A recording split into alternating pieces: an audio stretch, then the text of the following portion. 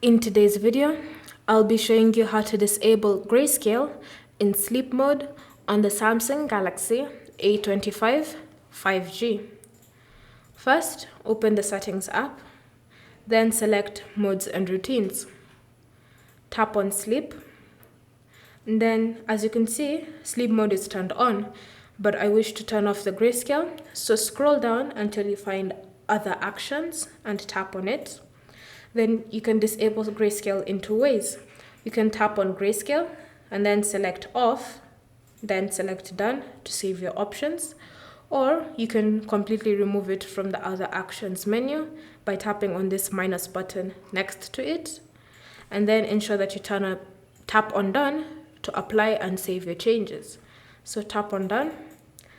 Then you can see my screen has returned back to its usual colors, while sleep mode is still turned on.